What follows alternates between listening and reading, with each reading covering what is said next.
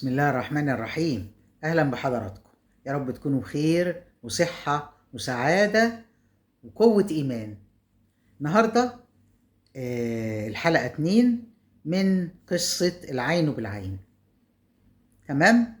قبل ما نبدأ، اللهم صل وسلم وزد وبارك على سيدنا محمد وعلى آله وأصحابه أجمعين.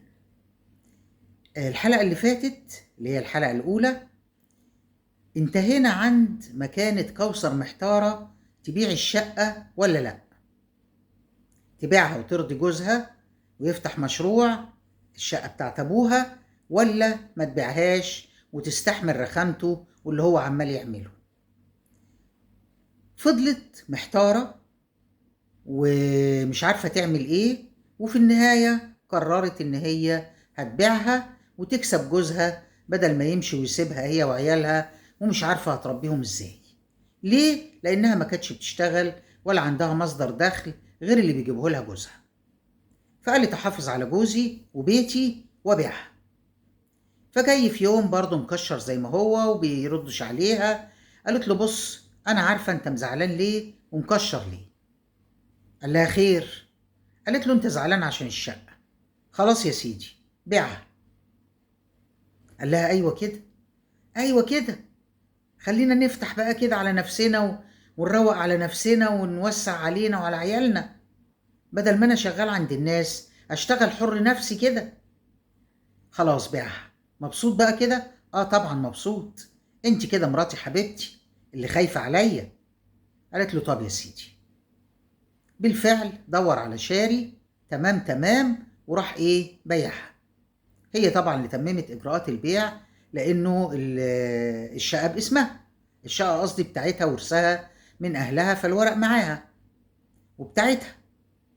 باعوها وراح واخد الفلوس، ما ادهالهاش، ما ادهاش لكوثر، خد الفلوس معاه لحد ما دور على محل. راح واخد الايه المحل وبدأ يفرشه ويجيب فيه أقمشة وحاجات تخص السيدات، حاجات كتير بقى تخص السيدات، وقماش كل الأنواع، سيدات ورجالة. في الوقت ده هي كان معاها الشبكة بتاعتها ومعاها كام حتة دهب. قال لها أنا محتاج كمان كام حتة دهب عشان خاطر أكمل فرش المحل. خد كمان منها الدهب اللي كان معاها، ما فضلش معاها غير خاتمين أو حاجة كده، حاجة بسيطة، وبرضه اديتها له. طب المحل ده بقى اتكتب باسم مين؟ باسمه. لما كتبه باسمه قالت له انت كتبته باسمك وهي فلوسي؟ قال لها طب وانا وانت ايه يا حبيبتي؟ يعني كل ما اروح ادفع ضرايب ولا اعمل حاجة اخدك معايا؟ ينفع يعني؟ ما هو باسمي عشان انا ايه اخلص كل الاوراق واخلص كل حاجة ومش هحتطكيش معايا، انت قاعدة في البيت مع الولاد. راحت مكبرة دماغها وقالت ايه، يلا انا وجوزي واحد. وادي اول غلطة. مفيش حاجة اسمها انا وجوزي واحد في الامور المادية دي، للأسف الشديد. ناس كتير بتقع فيها، وللأسف نتيجتها بتبقى سيئة، لأن يعني إلا من رحم ربي الرجالة فعلا ملهمش أمان. المهم زي ما قلنا إلا من رحم ربي عشان الرجالة ما يزعلوش، بس انتوا عارفين يعني يا رجالة اللي بيحصل. المهم هو فعلا كتب المحل باسمه. بدأت الدنيا ايه تمشي معاه والفلوس تجري، وبيجيب لهم في البيت كل اللي هم عايزينه، وطبعا العيال بيكبروا وبدأوا يدخلوا المدرسة والدنيا ماشية وبيتعلموا والدنيا ماشية سنة ورا سنة ورا سنة، لحد ما شاء الله الولد ما بقى في تالتة إعدادي، والبنت طبعا أصغر منه بكام سنة. بدأ هنا الأب للأسف الشديد حاتم باشا يلعب بديله. الفلوس جريت يعني، برضو يعني مع كل الاعتذار للرجالة، برضو دي سمة من سمات الرجالة إلا من رحم ربي. أول ما الفلوس بتجري في إيديه بيبصبص لأي حد تاني. بدأ واحدة من اللي بتتردد عليه في المحل تشتري، بدأوا يلضموا مع بعض. بدأوا الجيران خدوا بالهم، هي مش مدية أي إخوانة ولا أي حاجة، وبالتالي ما بيجيش في دماغها الكلام ده. واحدة من الجيران جت تزورها فقالت لها: على فكرة يا كوثر، في واحدة بتروح عند جوزك وتقعد باستمرار، كل ما نعدي نلاقيها قاعدة في المحل، أنا بقولك عشان تاخدي بالك من جوزك. قالت لها: لا، حاتم ما يعملش كده، مش ممكن، تلاقيها بتشتري أي حاجة. لحد ما لقت واحدة واتنين من الجيران قالوا لها، قالت: طب ما شوف الدنيا فيها إيه. شوف الدنيا فيها إيه، عملت إيه بقى؟ جه في يوم من الأيام من الشغل بعد ما يتعشوا تمام، قالت له: بقول لك ايه يا حاتم؟ قال لها: نعم. قالت له: انا عايزك اشتغل معاك. قال لها: تشتغلي معايا فين؟ قالت له: في المحل. قال لها: ليه؟ اساعدك. ومين قال لك يا ستي ان انا عايز مساعده؟ يعني اساعدك بدل ما تبقى لوحدك. قال لها: لا، وانت شايفه المحل يعني خلاص كبير قوي ومحتاج مساعده؟ لا، انا مش محتاج مساعدتك. وبعدين انا ما اسمحش مراتي تقعد في المحل، المحل مش ستات بس، ده بيجي فيه رجاله، وانت خليكي في البيت معززه مكرمه، خدي بالك من العيال. ايه اللي ينزلك ويبهدلك؟ انا مش بجيب لك كل حاجه. اه بس انا بزهق. لا لا، ما تزهقيش ولا حاجه. المهم طبعا ما وافقش. لما ما وافقش وما نزلتش، قالت: طب خلاص، انا اعمل ايه بقى؟ بقت كل شويه يوم يومين كده وتروح نازله تعمل زي ما بنقول كده ايه، كبسه على المحل. اتفضلوا ميه. طبعا كل ما تروح تلاقي الست دي قاعده فعلا. اول ما تشوفها تقوم تقف وتعمل نفسها بتحاسبه وتمشي. لحد ما في مره من المرات راحت له المحل، لقيته مش موجود، مش قاعد قدامها. طبعا محل ملابس ومحل قماش، فيه بروفا، اوضه صغيره كده محطوط عليها ستاره، اللي بنقول عليها بروفا، اللي بيعملوا فيها الناس الايه، يقيسوا الهدوم اللي هيشتروها ويعملوا فيها بروفا على الهدوم. فبصت كده ما لقيتوش قاعد، راحت داخله وشاده الستاره بتاعت اوضه البروفا. لقيت الباشا هو والهانم اللي بتجيله مع بعض في وضع مش حلو. مش اللي جه في دماغكم يعني، لا، يعني كده قريبين من بعض كده. راحت مش قادرة تمسك نفسها، شتيمة شتيمة شتيمة: انت مهزأ وانت مهزأة، انت مش متربية، ازاي سامحة لنفسك تقفي معاه كده؟ ازاي اللي انتوا بتعملوه ده؟ انت وانت كمان كده في محل اكل عيشنا؟ يعني انا غلطانة اللي خليتك فتحت محل وبقيت صاحب محل تقوم تعمل كده وتخني؟ وقعد: طب اسكتي هتفضحينا، اسكتي هتفضحينا. مفيش. لحد ما صوتها عالي والتانية راحت واخدة بعضها وجريت والناس خدت بالها، فعلا فضحتها. هو بقى بعد التانية ما جريت اتضايق جدا: ما قلتلك اسكتي؟ راح ضاربها ويرمى عليها يمين الطلاق. كمان راحت جارية على البيت قعدت تعيط. بدل ما يروح وراها يصالحها، راح ورا التانية اللي هي الست اللي ماشي معاها، راح وراها هي البيت عشان يراضيها هي. اول ما دخل بقى: لا كده ما ينفعش، والكلام ده ما يلزمنيش، انت عايزني يبقى انت لوحدك، لا زوجة ولا عيال ولا حد. قال لها: وانت فاكرة ان انا عديتها؟ ده انا هزقتها وضربتها ورميت عليها يمين الطلاق كمان عشان نخلص بالمرة. قالت له: ونغير المنطقة دي خالص. قال لها: طب والمحل؟ قالت له: نبيع ونشتري في المنطقة اللي هنقعد فيها، انا خلاص اتفضحت هنا ومش هقدر اعيش هنا. والباشا طبعا وافق. قال لها: طيب حاضر. ووافق. روح البيت بقى متزربن ومتضايق وقرفان. طب وهي يا حبيبتي لما روحت تعيط، قعدت تعيط، فابنها بقى بيقول لها ايه، ابنها عمر بقى زي ما بقول لكم كان خلاص داخل على تالتة اعدادي، كان في اجازة سنة تانية: مالك يا ماما بتعيطي ليه يا حبيبتي؟ انتوا عارفين بقى البكر ده بيبقى حنين وقريب من امه اكتر من اي حد بعد كده. معلش يعني عذرا لكل البنات والولاد، بس فعلا البكر بيبقى ليه يعني حاجة كده ايه، يعني حتة كده صغيرة. فقعد: مالك يا ماما يا حبيبتي وبتعيطي ليه؟ راحت قايله له: ابوك عمل كذا كذا كذا كذا ورمى عليا يمين الطلاق بعد كل دون. معلش يا ماما ما تزعليش، انا جنبك يا حبيبتي، انا معاكي، عمري ما هسيبك ابدا ولا اتخلى عنك، يا اختي على العسل. بعد طبعا ما قعدوا شويه وابنها طبطب عليها وبس راسها وخدها في حضنه، ربنا يحميه يا رب كل ابن وكل بنت بره وجميلة، وربنا يرزقنا كلنا حب وبر أولادنا يا رب، اللهم آمين. ده بقى جه بقى الباشا حاتم باشا كمل زعيق في البيت. انت بتزعق لي وانت بتطلقني؟ قال لها اه وهطلقك. اه ما تفتكريش ان هو كده وخلاص، لا انت طالق طالق وهطلقك. طب اديني فلوسي بقى. قال لها فلوس ايه؟ فلوس شقة ابويا اللي انت خدتها اللي عملت بيها المحل. قال لها فلوس ايه يا ام فلوس؟ انت لسه فاكرة مالكيش عندي حاجة؟ يعني هتقبلهم؟ يعني هتنكرهم؟ وبقت مش عارفة تقول ايه طبعا ومتضايقة طب ما انت غلطانة من الاول يا كوثر باشا، ما انت اللي غلطانة. طبعا انكر الفلوس وزعق لها، وجت تقرب منه راح ضاربها وسابها وخرج بمنتهى قلة الأصل وقلة الأدب ومفيش أي يعني.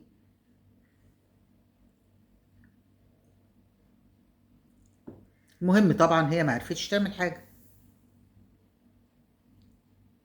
شوية وعدى يوم يومين تلاتة وبعدين أسبوع، راحت رايحة له الإيه؟ المحل. ما كانش بيبات عندها بقى خلاص، خلاص كده كان بيبات في المحل لحد ما يتجوز التانية. راحت له المحل عايزة فلوس عايزة فلوس عايزة أصرف على البيت. قال لها اطلعي بره. اطلع بره ازاي وفلوسي وعيالي وهنصرف منين وهنعيش ازاي؟ قال لها ماليش دعوه. مش بتعرفي تزعقي؟ روحي زعقي بقى. جاية ابنها من المدرسه وهي واقفه مع ابوها مع ابوه بتتكلم. يا بابا ما يصحش كده، يا بابا ما ينفعش كده، يا بابا امال احنا هنصرف منين؟ ما تعملش في ماما كده، يا بابا ده هي اللي مدياك الفلوس تعمل المحل. قال له انت كمان؟ قال له يا بابا مش كان قدامي كل حاجه؟ مش باعت شقة جد واديتك الفلوس تعمل المحل؟ يعني هو ده جزائها في الآخر؟ طب اطلع بره انت وامك. وراح طرد الواد وامه. مفيش كام يوم وبعدين قال ايه؟ هي معاها حق. مين بقى اللي معاها حق؟ الحلوة السنيورة اللي هو عايز يتجوزها. قالت لي هتقرفنا لازم نبيع المحل ونمشي. انا هبيع وامشي. وفعلا باع المحل وخد شنطة وطلع، خد هدومه كلها وقال لهم انا ماشي ومحدش يدور عليا. وانت يا عمر خد بالك من اختك، انت راجل دلوقتي خد بالك من اختك. ومشي. شهر شهرين تلاتة مفيش، مرجعش. طب وهي تصرف منين؟ تعمل ايه؟ تسوي ايه؟ كان معاها حتتين دهب باعتهم وبتصرف منهم. الواد في مرة بقى وهو جاي من المدرسة لقى ناس ايه، المحل طبعا كان مقفول، بعد ما قال لهم كده المحل كان مقفول. مرة بقى في يوم من الأيام وهو راجع من المدرسة بيبص على المحل، لقى المحل مفتوح وناس بتشتغل فيه. سلام عليكم. وعليكم السلام. في ايه يا عم؟ امال بابا فين؟ قال له بابا مين يا حبيبي؟ قال له المحل ده بتاعنا. قال له لا لا لا، ما انا اشتريته خلاص، اشتريته وهفتحه سوبر ماركت، يبقى تعالى اشتري مننا بقى. راح الواد يا عيني زعل وطلع جري على امه. شايفه يا ماما بابا باع المحل. باع المحل؟ باع المحل اللي بفلوسي وخد الفلوس تاني ومشي. كده مش هطول حاجه على عوضي عليك يا رب. وقعدت تعيط وتندب حظها. وابنها برضو يا حبيبي قعد يواسي فيها. معلش يا ماما وما تزعليش يا ماما، انا هشتغل وانا هعمل وانا هصرف وانا مسؤول عنك انت واختي. لا ما تشتغلش، انت السنة الجاية اعدادية وانا عايزاك تجيب مجموع كبير وتخش ثانوية عامة عشان تخش كلية كويسة. كان بقى هي في الفترة اللي عمال هو جوزها يبص للولية دي والجيران عمالين يقولوا لها ده جوزك ومش جوزك وبتاع. قالت ايه؟ يمكن انا عشان انا عينيا كده مش مظبوطة وهو عايز واحدة كويسة وواحدة حلوة. وفعلا هو كان يقعد يتفرج معاها على التلفزيون، يقعد يقول لها شايفة النسوان؟ الواحد يبص في وشها يتبسط، مش انا وحظي. وطبعا هي الكلام ده كله خلاها فكرت ايه؟ تروح تعمل العملية. خدت ابنها معاها وراحت فعلا تكشف عشان تعمل العملية. الدكتور قال لهم على مبلغ كبير جدا. طبعا معهاش المبلغ، فقدت الامل. فوهي راجعة بقى قعدوا في مكان يستريحوا هي وابنها. فابنها بيقول لها قد كده بتحبيه يا ماما؟ عايز تعملي عملية عشان تعجبي بابا؟ قالت له لا يا حبيبي انا بحبكوا انتوا، ما ابوك لو اتجوز هيروح لواحدة تانية واحنا هنعيش ازاي؟ انا عايزاه يفضل معاكوا عشان يصرف عليكوا ويربيكوا. معلش يا ماما ما تزعليش، انا هكبر وادخل كلية الطب واتخصص في العيون واعمل لك انا العملية. حبيب قلبي، حبيب قلبي، وخليكي احلى ست في الدنيا، مع ان انا شايفك كنت كده احلى ست في الدنيا. طبعا الكلام ده حصل، ومع ذلك برضو ايه ما عرفتش طبعا تعمل عمليات ولا حاجة، وابنها قال لها كلمتين رضاها، وكملت الاحداث لحد ما الباشا مشي ووصى عمر على مين؟ على نهى. بدأت بقى الفلوس اللي هي باعت بيها الذهب تخلص، ما كانوش بيدفعوا الإيجار، كانوا عايشين بالعافية. الراجل صاحب البيت للأسف الشديد كان عايز الشقة، يعمل إيه؟ رفع عليهم قضية طرد عشان هما مش بيدفعوا الإيجار من غير هي ما تعرف، وكمنه قاعد معاهم في البيت بقى ياخد الإنذارات اللي تيجي من غير هي ما تعرف، لحد ما فجأة لقيته جاي بقوة وجاي يطردهم وينفذ حكم الطرد من البيت. من البيت. طب هتروح فين هي وعيالها وهي معهاش فلوس كده؟ ما فيش. بالفعل الراجل قعدوا يتحايلوا عليه الجيران، طب احنا هنلم فلوس ونديك، طب احنا مش عارف ايه، لا انا محتاج الشقة هجوز ابني فيها. طب يعني انت تجوز ابنك وانا وعيالي نطرد نقعد في الشارع؟ قال لها وانا اعمل لك ايه يا ستي؟ اللي خلى جوزك مشي هو انا مسؤول عنك؟ وفعلا نزلها هي وعيالها وعفشها في الشارع. قاعدة طبعا هي وعيالها والعفش محطوط وهم قاعدين عليه في الشارع، والناس مش عارفة تعمل لها ايه. قعدوا يجمعوا لها فلوس وراحوا مدينها ايه؟ المبالغ اللي جمعوها. طب برضه هتقعد فين؟ المبالغ دي هتعمل لها ايه؟ فرح ابنها قال لها ايه؟ بقول لك يا ماما هروح لعمي. قالت له روح، لو اني يا ابني انا عارفة ان هو مش هيعمل حاجة، ابوك كانت علاقته وحشة بالناس كلها.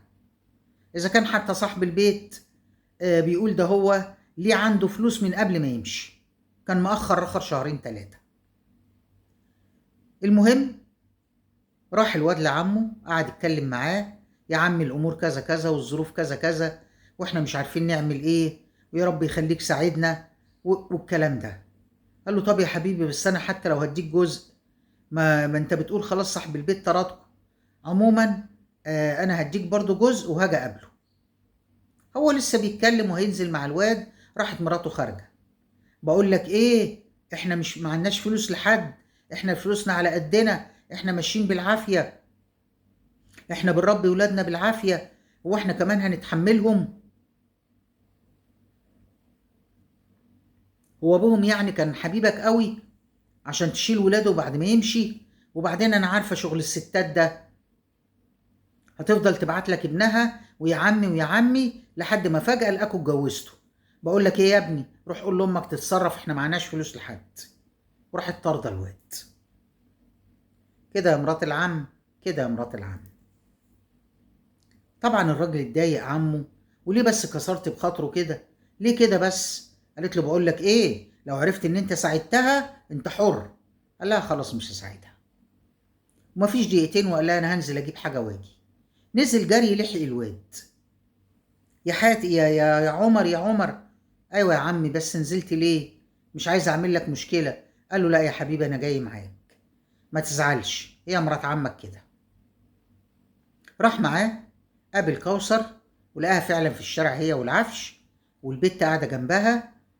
ازيك يا ام عمر عاملة ايه؟ قالت له زي ما انت شايف، مش عارفين نعمل ايه. قال لها طب المبلغ اهو، بس ده مبلغ قليل انا عارفة، انا عارف مش هيعمل حاجة. قالت له انا دلوقتي مش في المبلغ، انا دلوقتي هقعد فين؟ هبات فين انا وعيالي وحاجتي؟ قال لها انا هدور دلوقتي انا وعمر في المنطقة، ان شاء الله نلاقي حاجة قريبة. قالت له بس حاجة بقى فلوسها على قدها عشان نقدر ايه ندفع الايجار. قعد يدور هو وعمر شوية في الشوارع اللي حوالين المنطقة لحد ما لقالها أوضة بمطبخ وحمام فوق سطح بيت. اتفق مع الراجل تمام تمام. طبعا الأوضة مش هتشيل كل العفش اللي كان في الشقة، راحت خدت الحاجات اللي تكفيهم وفرشت الأوضة وباعت الباقي. كده بقى معاها تمن العفش اللي باعته، والفلوس اللي لموها لها الناس، والمبلغ اللي اداهولها عمهم. قعدوا طبعا وقفلوا على نفسهم الباب، وبقى يعني كلهم حزن وأسى وألم وشحططة طبعا. راحوا نايمين، كلهم ناموا، ما دريوش بالدنيا، ولا كلوا ولا شربوا ولا عملوا، ناموا. تاني يوم بدري هي قلقت كده، بتبص لقت عمر ونهى لابسين لبس المدرسة عشان يروحوا المدرسة. الأجازة خلصت؟ خلصت، والدراسة بدأت. رايحين المدرسة، قالوا لها راح عمر قال لها ايه؟ ايوه يا ام هنروح المدرسة، لازم نكمل تعليمنا ونتعلم عشان نبقى حاجة كويسة، ونشرح قلبك كده وتفرحي بينا وتفتخري بينا. ما تقلقيش يا امي، انا جنبك، انا جنبك، ما تقلقيش. طب يا حبيبي خدوا هاتوا ايه سندوتشات وانتوا ماشيين. لا يا ماما احنا مش عايزين. قالت له لا يا عمر، بقول لك ايه، امال هتمشي حبيبي على لحم بطنك انت واختك؟ ما ينفعش. وبعدين انت هتعرف تروح المدرسة من هنا؟ هعرف يا ماما، نامي انت وارتاحي. انام ايه بس يا ابني؟ اسمعي الكلام يا ماما، نامي وارتاحي. انا هاخد اختي وهاخد بالي منها وهنروح المدرسة. راح خد منها الفلوس بعد طبعا ما قالت له انت عارف ان انا معايا، ما تقلقش. وخد الفلوس ومشي، راحوا المدرسة. هو مشيوا وهي قامت لبست هدومها ونزلت عشان تجيب بقى حاجات في البيت واكل وشرب وكده. شافت الدنيا اللي حواليها، والسوبر ماركت والفكهاني وبتاع الخضار والفرن بتاع العيش، ولفت اشترت كل الحاجة بتاعتها. راحت لبتاع العيش واشترت وكله تمام، وروحت وكل حاجة، وعملت أكل لعيالها وبسطتهم وحاولت تنسيهم شوية. يوم ورا يوم ورا يوم بدأت الفلوس تقل. راحت مفكرة إن هي إيه توفر منهم. توفر تعمل إيه؟ بقت تنزل آخر النهار عشان تجيب الخضار اللي يعني يعتبر اتنقط زي ما بنقول، وبالتالي سعره هيبقى أقل. فبقت تجيب الخضار ده، وراحت للراجل بتاع الفرن العيش وقالت له ايه، انا عندي كام فرخة، عايزة العيش الرجوع اللي عندك عشان اكلهم للفراخ. ايه العيش الرجوع ده؟ لما بروح نشتري عيش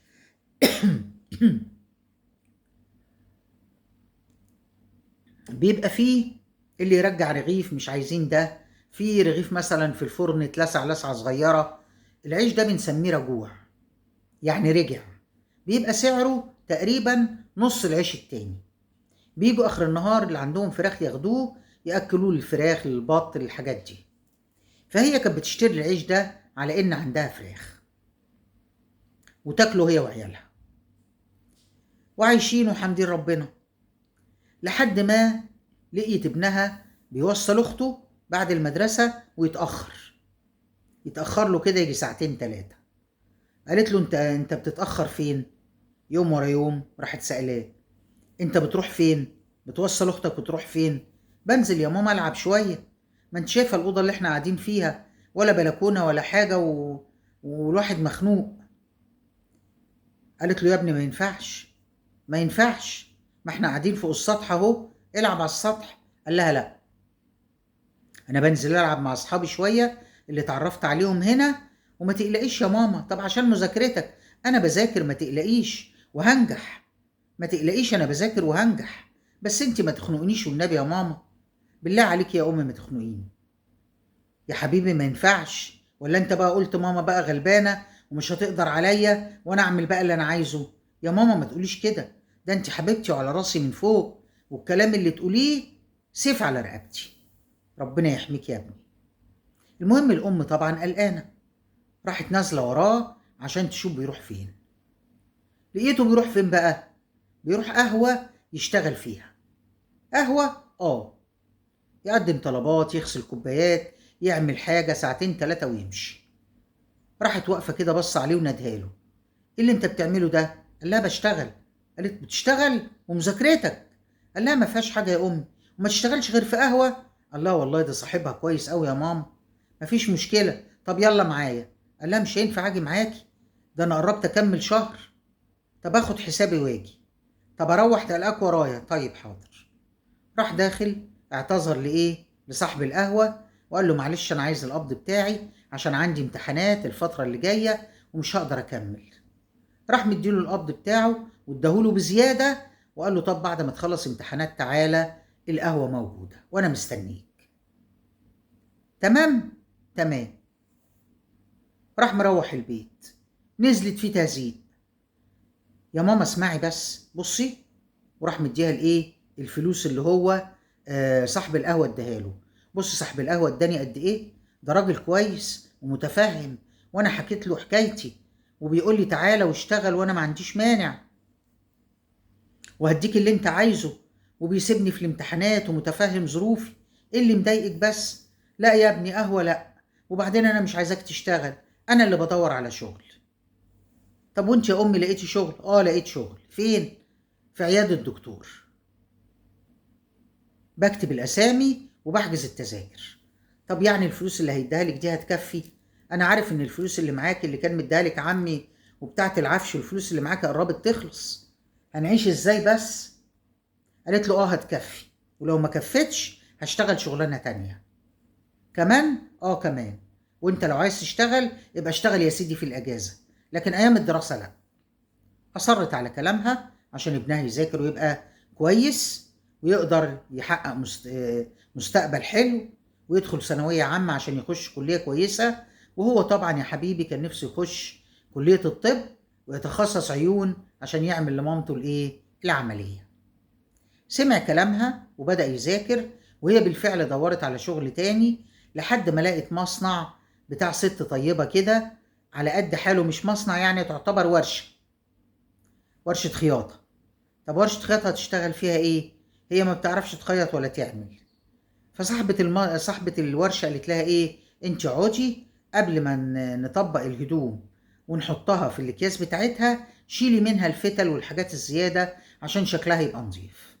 شغلانة بسيطة وسهلة، وهتجيب لها دخل جنب الدخل بتاع عيادة الدكتور، والدنيا تمشي. بدأت تشتغل هنا وهنا وتجيب لهم بقى اللي هم عايزينه وتفرفش عليهم، واخر تمام. لحد ما في يوم من الايام وهي صاحبة الورشة دي بتراجع على الهدوم، لقت بعض الهدوم فيها فتل. فبصت كده وراحت قايله لها ايه الفتل دي؟ قالت لها فين؟ قالت لها اهي. ازاي تعدي من تحت ايدك جلابيه بالشكل ده؟ ازاي تسيبي فيها الفتل كده؟ امال انت بتشتغلي ايه؟ هو انت حولة؟ طبعا هي قالتها كده من غير ما تاخد بالها ان هي حولة فعلا. راحت اتضايقت بقى كوثر وزعلت وعيطت وراحت سايبه الشغل وماشيه. قالت انا مش هرجع الشغل ده تاني. طبعا هنا صاحبة الورشة خدت بالها ان كوثر فعلا حولة. بعد ما زعلت ومشيت من قدامها وعيطت وكده، خدت بالها انها فعلا ايه، حولة. كانت ست كويسة وطيبة، واتضايقت جدا جدا جدا، وقالت لا انا مش هينفع اسيب الموقف بالشكل ده. اعمل ايه اعمل ايه؟ قعدت تفكر تعمل ايه مع كوثر. طبعا تاني يوم كوثر ما راحتش، قالت خلاص انا مش هرجع الشغل ده تاني، وقررت مش هترجع تاني. طب صاحبة الشغل بقى اللي اتضايقت عشانها ديا هتعمل ايه؟ عمالة تفكر تعمل ايه مع كوثر، وخاصة لما لقيتها ما جاتش تاني يوم، قالت بس هي كده زعلت وقالت انا مش هروح الشغل تاني، وده ما ينفعش. اعمل ايه اعمل ايه؟ قعدت تفكر تعمل ايه. تفتكروا انتوا هي هتعمل ايه؟ صاحبة الورشة هتعمل ايه مع كوثر؟ بصراحة عملت حاجة في منتهى الروعة. انتوا بقى خمنوا واكتبوا لي في التعليقات عملت ايه، واشوفكم ان شاء الله الحلقة اللي جاية بإذن الله نكمل قصتنا الجميلة على خير. استنوني الحلقة اللي جاية. سلام.